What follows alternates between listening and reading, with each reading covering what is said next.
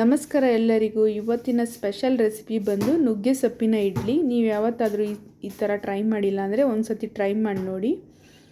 ನುಗ್ಗೆ ಸೊಪ್ಪಿನ ಇಡ್ಲಿ ಮಾಡಲು ನಾನು ಮಾಮೂಲಿ ಇಡ್ಲಿ ರುಬ್ಕೋತೀವಲ್ಲ ಅದೇ ರೀತಿ ಇಡ್ಲಿ ಬ್ಯಾಟರ್ನ ರುಬ್ಕೊಂಡಿದ್ದೆ.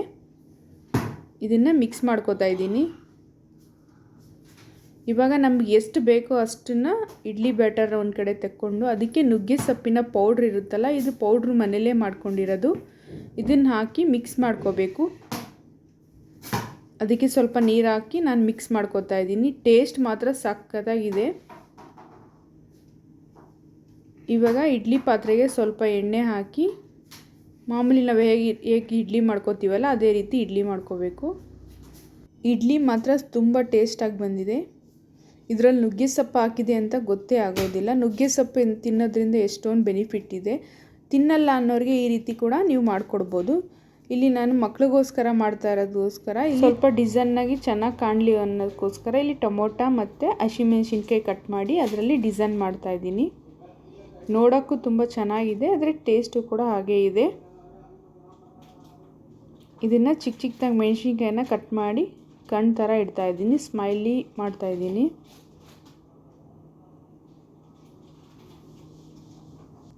ಇದು ಕೂಡ ಆಗಿದೆ. ಇವಾಗ ಇಡ್ಲಿ ಪಾತ್ರೆಗೆ ಸ್ವಲ್ಪ ಹುಣಸೆಹಣ್ಣು ಹಾಕಿ ನೀರು ಬೆಂದಿದೆ. ಇಡ್ಲಿ ಒಂದು 5 ನಿಮಿಷ ನೀವು ಯಾವ ರೀತಿ ಇಡ್ಲಿ ಸ್ಟೀಮ್ ಮಾಡ್ಕೋತೀರಲ್ಲ ಅದೇ ರೀತಿ ಸ್ಟೀಮ್ ಮಾಡಿಕೊಂಡ್ರೆ ಸಾಕು. ಅದಕ್ಕೆ ನಾನು ಚಟ್ನಿ ಮಾಡ್ಕೋತಾ ಇದ್ದೆ. ಇದಕ್ಕೆ ಸ್ವಲ್ಪ ಹುರ್ಗಡ್ಲೆ, ಹಸಿಮೆಣಸಿನ್ಕಾಯಿ, ಕೊತ್ತಂಬರಿ ಸೊಪ್ಪು, ಶುಂಠಿ, ಕರಿಬೇವು ಸೊಪ್ಪು, ಕಾಯಿ ತುರಿ,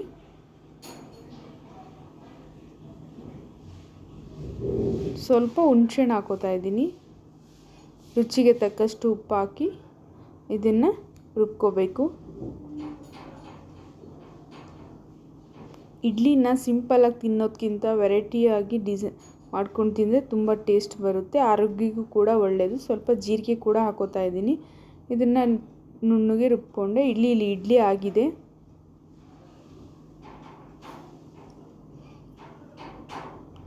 ನೋಡಿದ್ರಲ್ಲ, ಸಖತ್ ಟೇಸ್ಟಿ ಇಡ್ಲಿ.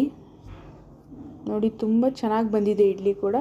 ಇಡ್ಲಿ ಜೊತೆಗೆ ನಾನು ಚಟ್ನಿ ಮತ್ತು ಇಡ್ಲಿ ಸಾಂಬಾರು ಕೂಡ ಮಾಡ್ಕೊಂಡಿದ್ದೆ.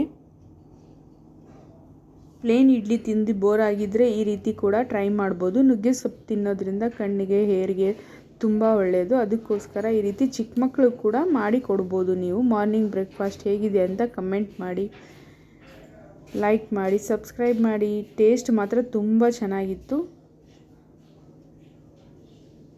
ನೋಡಿ ನಾನು ಇಲ್ಲಿ ಟೇಸ್ಟ್ ಮಾಡ್ತಾ, ಟೇಸ್ಟ್ ಮಾತ್ರ ತುಂಬ ಚೆನ್ನಾಗಿದೆ.